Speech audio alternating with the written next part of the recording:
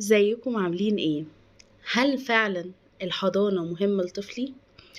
أسئلة كتير بنسمعها من أولياء الأمور، وخاصة لو مامي لسه جديدة أو ده طفلها الأول داخل على سن الحضانة. في حلقة النهاردة من أنامل صغيرة هنتكلم عن أهمية الحضانة، وازاي نختار الحضانة المناسبة، وامتى الطفل ينزل، وايه دورنا كأمهات. يلا نبدأ. أول حاجة، هو يعني ايه حضانة؟ اولا الحضانة مش مجرد مكان بنسيب فيه الولاد لحد ما نرجع من الشغل، هي حاجات اكتر من كده بكتير.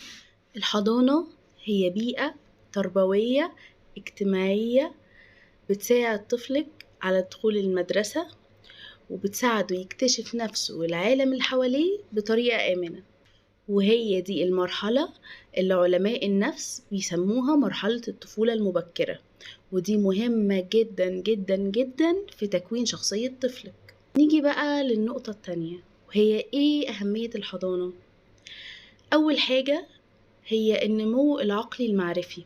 الطفل بيتعلم الأشكال والحروف والأرقام عن طريق أنشطة وعن طريق التعليم المباشر. الحاجة التانية هي التطور اللغوي.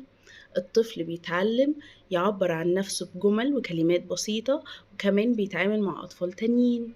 رقم 3 هو النمو العاطفي. يعني ايه النمو العاطفي؟ يعني الطفل بيتعلم يشارك أو ينتظر دوره ويحترم غيره، بيتعرض لمواقف كتير بتعلمه المرونة وازاي ياخد قرار. 4 هي الاستقلالية والاعتماد على النفس. الطفل بيتعلم ازاي ياكل لوحده، يشرب لوحده، يرتب حاجته، وده بيديله ثقة في نفسه أكتر. رقم 5 بقى هي تنظيم الوقت.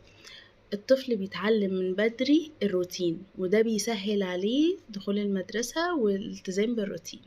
نيجي بقى للجزء الثالث من الحلقة، وهو امتى طفلي يخش الحضانة.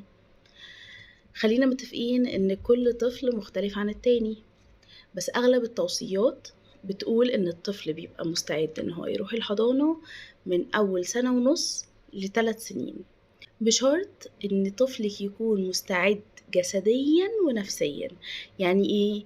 يعني طفل يكون بيمشي كويس، وبيقدر يعبر عن نفسه بكلمات بسيطة، ويقدر ان هو يسيبني فترة من غير ما ينهار.